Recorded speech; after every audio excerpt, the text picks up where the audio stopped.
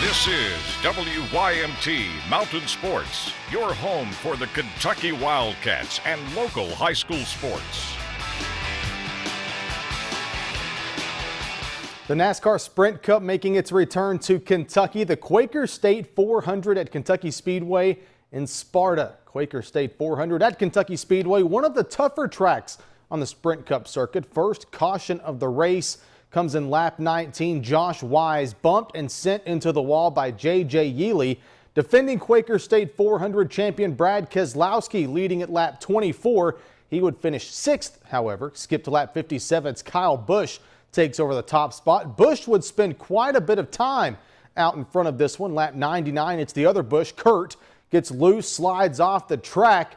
But it's brother Kyle who crosses the finish line to take home the Quaker State 400 title. Busch led 163 of 267 laps. Joey Logano finishes second, Denny Hamlin in third.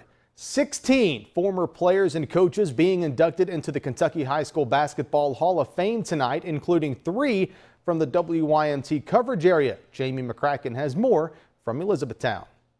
All 3 coverage area high school basketball Hall of Fame inductees come from the 15th region this year. Pikeville's sharpshooter Dickie Prater, his head coach John Bill Trivett, and Paintsville's star John Pelfrey, all in the class of 2015. So I'm very humbled by this and recognize how much of an impact high school basketball had on me in terms of the motivation I had and the things that I wanted to try to experience because of those opportunities to go to the Sweet 16 and see other teams, other players, other coaches compete at a high level and kind of going back home and trying to work and get better, so hopefully someday I could do that stuff.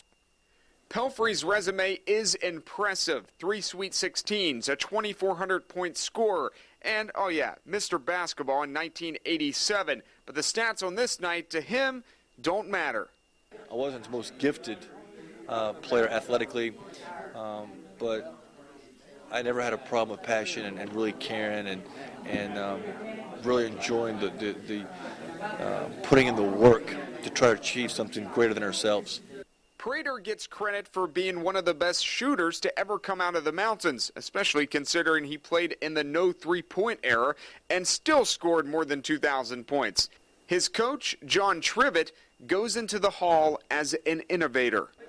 57, we really came out with the press. We had pressed before, but we had perfected it.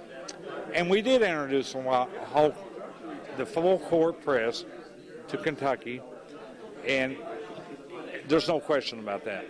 And no one is questioning why Coach Trivett got here. 7 Sweet 16s in 11 years says it all. Reporting in Elizabethtown, Jamie McCracken, WYMT Mountain Sports. A 2-0 game and a 1-0 game is how the first 2 games between the Miami Marlins and Cincinnati Reds have played out. How closely to the script would Game 3 play? Let's go down to Florida. Raisel Iglesias back from the disabled list starting for Cincinnati. Tied at 2 in the 5th. Christian Yelich singles to center off Iglesias. That scores Derek Dietrich. Marlins take a 3-2 lead. Still in the 5th, Casey McGee with the base hit. D. Gordon and Yelich both score 2 more runs for Miami, who go up 5-2. Same score in the 6th when Skip Schumacher singles to right. Jay Bruce scores to pull the Reds within 2. But the Marlins bust it open in the 7th and blow out Cincinnati. Look at this final score, 14-3. And Matt, there are reports that former Kentucky guard Aaron Harrison has signed a 2-year contract with the Charlotte Hornets.